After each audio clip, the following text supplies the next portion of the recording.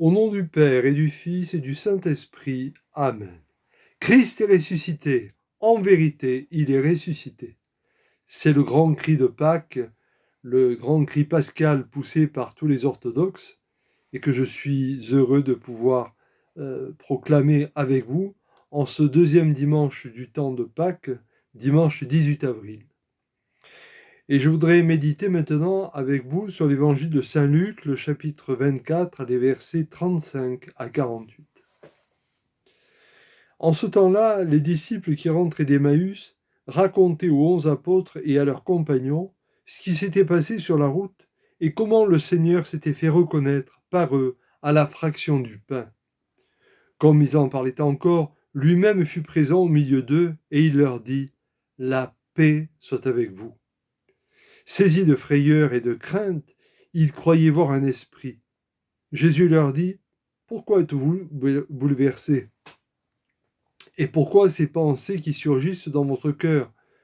Voyez mes mains et mes pieds, c'est bien moi. Touchez-moi, regardez. Un esprit n'a pas de chair ni d'os, comme vous constatez que j'en ai. » Après cette parole, il leur montra ses mains et ses pieds. Dans leur joie, ils n'osaient pas encore y croire. Et ils restaient là, saisis d'étonnement. Jésus leur dit « Avez-vous ici quelque chose à manger ?» Ils lui présentèrent une part de poisson grillé qu'il prit et mangea devant eux. Puis il leur déclara « Voici les paroles que je vous ai dites quand j'étais encore avec vous. Il faut que s'accomplisse tout ce qui a été écrit à mon sujet dans la loi de Moïse, les prophètes et les psaumes. » Alors, il ouvrit leur intelligence à la compréhension des Écritures. Il leur dit « Ainsi est-il écrit que le Christ souffrirait, qu'il ressusciterait d'entre les morts le 3e jour, et que la conversion serait proclamée en son nom pour le pardon des péchés à toutes les nations, en commençant par Jérusalem. À vous d'en être les témoins. » Acclamons la parole de Dieu. Louange à toi, Seigneur Jésus. Voilà, mes amis, ce passage d'évangile qui nous permet donc d'entrer dans cette méditation que nous poursuivons sur Pâques. Et dimanche dernier, rappelez-vous, dans l'évangile de Jean, il y avait, avec cette apparition à Thomas, il y avait donc ce mot qui revenait, shalom, la paix soit avec vous. Ce doute dont était pris Thomas, si je ne mets pas ma main dans ses plaies, je ne croirai pas. Et voici que, à nouveau, le Seigneur apparaît, et là, il apparaît après l'épisode d'Emmaüs. Donc, on est dans le 3e évangile des synoptiques. Synoptique voulant dire, on peut mettre en synopte, en parallèle, les 3 premiers évangiles qui se ressemblent, le 4e, Saint Jean, étant très différent. Les 3 premiers étant Matthieu, Marc et Luc. Et donc, dans Luc, l'évangile de Luc se termine quasiment avec d'abord l'épisode de ce qu'on appelle les disciples d'Emmaüs, c'est-à-dire ces 2 personnages qui vont quitter Jérusalem parce qu'ils pensent que tout a échoué et puis le Seigneur leur apparaît et là ils le reconnaissent à la fraction du pain parce qu'ils mangent avec eux et ils reviennent donc pour dire voilà ce qui nous est arrivé et puis nous arrivons à cette fin d'évangile de Saint Luc. Ce qui est très intéressant ici, c'est d'une part bien sûr l'apparition du Seigneur, cette apparition qui se fait par ce mot réitéré « Shalom, la paix soit avec vous », une apparition qui se fait ensuite par le fait de prendre le repas avec ses amis, ses disciples, ses apôtres, et enfin de leur expliquer les Écritures. Si on reprend un petit peu ces 4 aspects, on va retrouver exactement la structure, pourrait-on dire, à la fois de l'Église et de l'Eucharistie, de la liturgie eucharistique, de ce qu'on appelle communément la messe. Mais c'est là où nous allons comprendre que la messe n'est pas un simple rituel, mais que, à travers la messe célébrée, eh bien, nous vivons la rencontre avec le Seigneur. D'abord, il leur apparaît. Il leur apparaît avec ses plaies. Et il leur dit, un esprit n'a pas d'os, n'a pas de chair, et je suis là avec mes os, ma chair, et je suis là avec mes plaies. Et là, on sent bien qu'il nous est présenté le Christ à la fois comme vrai homme et vrai Dieu, puisqu'il est encore dans cette humanité, j'ai des os, j'ai de la chair, et je porte les stigmates de ce que j'ai souffert, mais il n'est déjà plus de notre condition, puisqu'il est en train de s'élever. Il est mort et il est ressuscité, ça veut dire il revient à la vie, il s'est relevé d'entre les morts, et donc il n'est plus tout à fait de notre condition, et là on sent bien qu'il est à la fois homme et Dieu, et dans ce mouvement homme-Dieu, il nous annonce que nous-mêmes qui sommes des humains et des humains mortels, un jour nous connaîtrons ce grand passage, et que cette annonce de ce grand passage qui nous est faite dans notre condition, c'est l'annonce aussi de notre déification, c'est-à-dire du fait que le divin peut s'inscrire dans notre humanité. C'est vraiment ce premier point qui apparaît au travers de cette présence du Christ au monde et notamment au travers de ses amis. Deuxième aspect ensuite intéressant, c'est que il se rend présent en disant ce mot shalom, la paix soit avec vous.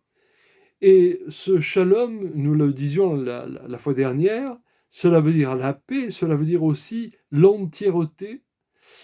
Autrement dit, bien sûr, ça veut dire aussi la miséricorde, mais autrement dit, l'entièreté, cela veut dire désormais, ne vous laissez plus prendre par ce qui pourrait vous diviser, mais soyez totalement dans cette réalité de ma présence qui fait que vous n'appartenez plus au monde du doute, au monde des peurs, mais que désormais vous êtes enracinés dans cette certitude que je suis là avec vous jusqu'à la fin des temps. Et donc se pose à nous la grande question, oui Seigneur, nous sommes dans ce cheminement avec toi, oui, nous le croyons, et en même temps, nous devons quitter nos peurs. Et donc, cela veut dire qu'il faut que nous nous convertissions. Et le texte évangile termine d'ailleurs par ce mot, désormais toutes les nations devront se convertir. Et la conversion, on l'a souvent confondue avec le prosélytisme. Alors que la conversion, cela veut dire le retournement. Je dois me retourner, je dois te reconnaître, je dois t'accueillir, je t'accueille. Je ne suis pas un simple croyant, mais je suis dans cette rencontre avec toi. Et donc se pose à nous la question, avons-nous rencontré le Seigneur? Quel est l'événement fondateur de notre foi? Sommes-nous de simples croyants par peur du monde, par peur de la maladie, par peur de l'échec, par peur de la mort? Ou sommes-nous des chrétiens parce que, à un moment donné, nous avons reconnu, rencontré, traversé le Christ, la personne du Christ?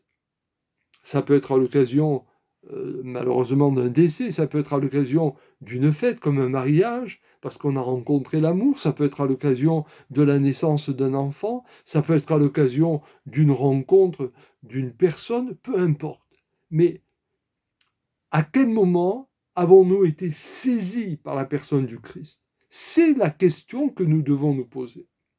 Ainsi, il n'est pas simplement l'évocation d'un personnage lointain auquel il faudrait que nous nous référions, mais il est vraiment ce vivant, ce ressuscité vivant, et vivant au point que nous avons à le rencontrer.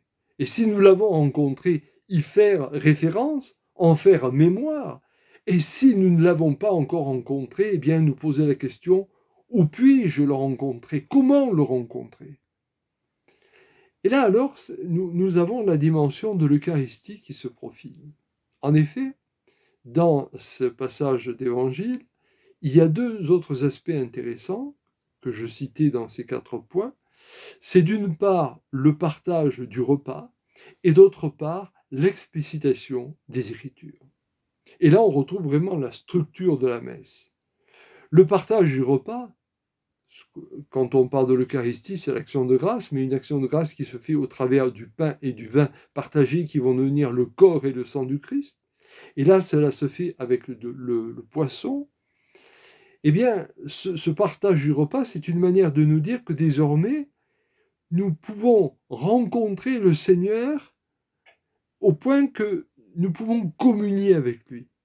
Parce que le repas, c'est la communion. Bien sûr, nous sommes dans une société qui est en train de détruire un petit peu le repas traditionnel. On est pris par un temps qui se raccourcit de plus en plus, on ne prend plus le temps de manger, souvent on ne prend pas le temps de se retrouver en famille ou avec des amis pour manger. Pourtant, regardez à quel point le repas est important, au point qu'aujourd'hui, avec la crise que nous traversons, avec tous les restaurants fermés, nous sentons bien que quelque chose nous manque, parce que pour faire la fête, pour célébrer un événement, quel qu'il soit, nous avons besoin de nous retrouver dans un aspect festif et qui passe toujours par le repas. Et le restaurant représente symboliquement cela. Eh bien, le Seigneur se rend présent à nous à travers le repas. Et ce repas, c'est la communion. Ce repas, c'est la rencontre. Ce repas, c'est la relation. Ainsi, au moment où il mange le poisson avec eux, eh bien, il est dans cette réalité vivante de la rencontre et de la relation. Il devient communion, communication. Et de cette communion, de cette communication découle alors le temps de la parole aussi partagée. Une parole qui fait anamnèse, c'est-à-dire qui fait mémoire, et qui fait mémoire de ce que ce Christ devait souffrir, mourir et ressusciter, et que tout ceci était déjà annoncé, préfiguré par les Écritures, c'est-à-dire par tout le Premier Testament, au travers de Moïse, au travers des prophètes, au travers des psaumes. Et ainsi, on retrouve ce grand mouvement de la messe, où, rappelez-vous, dans la messe, que se passe-t-il? Eh bien, on reprend toujours un texte du Premier Testament, qui recoupe ou les livres évoquant Moïse, ou les prophètes, ou les psaumes. Et ensuite, il y a un temps de l'épître, la deuxième lecture, c'est-à-dire une lettre d'un apôtre qui s'adresse à une communauté. Et par là, donc, on écoute l'Église qui est en train de naître, et comment cette Église naissante a mendiqué l'Écriture, a médité sur le ressuscité, et puis on arrive alors à la troisième lecture, qui est un passage d'Évangile, comme on le fait à l'instant, et là, c'est le Seigneur lui-même qui nous parle. Eh bien, à travers cela, on comprend que le ressuscité en tant que présent, en tant que vivant, il nous parle par la corporéité, c'est-à-dire par la rencontre physique, et en même temps, il nous parle par la parole. La rencontre physique, c'est ce temps de communion. Quand nous sommes deux ou trois réunis en son nom, il est là, au milieu de nous, et il nous le dit, Shalom, n'ayez pas peur, Shalom, soyez dans cette entièreté, et une entièreté pour entendre la parole, une parole qui nous annonce que Christ mort et ressuscité, cela veut dire que nous sommes voués à cette résurrection, nous sommes voués à cette vie éternelle. Concrètement, ça veut dire que, par exemple, dans ce que nous traversons avec la pandémie, avec cette crise sanitaire sans précédent, avec tout ce qui va en découler au plan économique, social, politique, comment rester des hommes et des femmes debout, des hommes et des femmes d'espérance? Écoutez, entendez, les médias ne cessent de nous dire que même des jeunes en arrivent à se suicider parce qu'ils sont désespérés devant ce qui se passe, parce qu'à travers cette crise, on perd la notion du sens. Eh bien, être des hommes et des femmes debout, être vivant dans le Seigneur, cela veut dire que quoi qu'il advienne, je sais que ma vie a un sens, ma vie est orientée, ma vie est une montée vers Jérusalem, vers Yerushalayim. Et Jérusalem, dont il est question dans l'Évangile, l'évangélisation en commençant par Jérusalem pour aller à toutes les nations. Jérusalem, c'est pas simplement la ville géographique qui se situe en Israël, mais Jérusalem, symboliquement, c'est la ville de Dieu. C'est la ville de Dieu. Et donc, c'est une façon de nous dire que nous devons nous inscrire dans le temps de Dieu, dans la réalité de Dieu, et que nous devons monter peu à peu vers cette Jérusalem, nous devons monter de plus en plus vers cette dimension divine, nous devons monter de plus en plus vers le Seigneur, et que tout ce qui nous arrive, d'heureux, de malheureux, ce sont des signes, ce sont des symboles d'une certaine façon qui nous sont donnés pour comprendre, entendre, observer.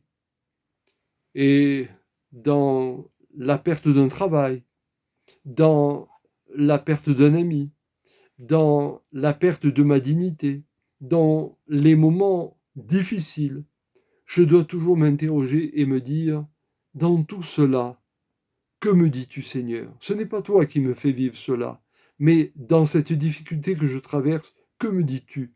Comment m'interroges-tu? Comment m'appelles-tu? Comment me permets-tu de passer? Et loin de désespérer, comme font tant de personnes actuellement, loin de désespérer, au contraire, nous allons trouver plus qu'une force, nous allons trouver la signification profonde de qui nous sommes. Car dire que nous sommes appelés à l'éternité, dire que nous sommes appelés à ressusciter, cela ne doit pas être de simples mots, mais cela veut dire que dans tout ce que nous traversons, nous devons toujours repartir, rebondir, envisager l'autrement dans le couple, l'autrement dans la famille, l'autrement dans le travail, l'autrement dans les idées, toujours repartir, rebondir. Et la résurrection est en marche. Ce n'est pas un simple mot, c'est une manière d'être au monde, c'est une manière de vivre le monde, vivre en le traversant toujours dans cette expansion de nous-mêmes, expansion de notre conscience, expansion de notre cœur. Dès lors, eh bien oui, alors cette bonne nouvelle, nous pouvons la proclamer à toutes les nations. Et la proclamation de la bonne nouvelle n'est plus un prosélytisme, mais c'est réellement cette explosion de joie qui fait que je ne peux plus me rétrécir, me rapetissir, me rendre tellement étriqué. Au contraire, shalom, la paix soit dans ton entièreté. Va sur les routes de ta vie. Et toutes les nations, ça ne veut pas dire qu'il faille aller en Turquie, en Afghanistan, en Égypte ou ailleurs, mais cela veut dire toutes les nations, toutes les dimensions de l'humanité, toutes les réalités de l'humanité sont comme convoquées par ce Seigneur qui nous dit que nous sommes faits pour la vie, nous sommes faits pour être vivants, et que dans tout ce qui va apparaître comme une contradiction à cette vie, eh bien, nous avons la force de pouvoir rebondir, repartir, parce que lui, le ressuscité, il nous envoie le souffle du Père, le souffle divin que l'on appelle le Saint-Esprit. Et sa présence se fait au travers de ce souffle qui nous est communiqué. Alors, en ce deuxième dimanche du temps de Pâques, mes amis, soyons dans l'espérance, soyons dans la joie, soyons des vivants et n'ayons pas peur d'être en ce monde, dans ce monde, pour ce monde, des lumières éclairant les ténèbres.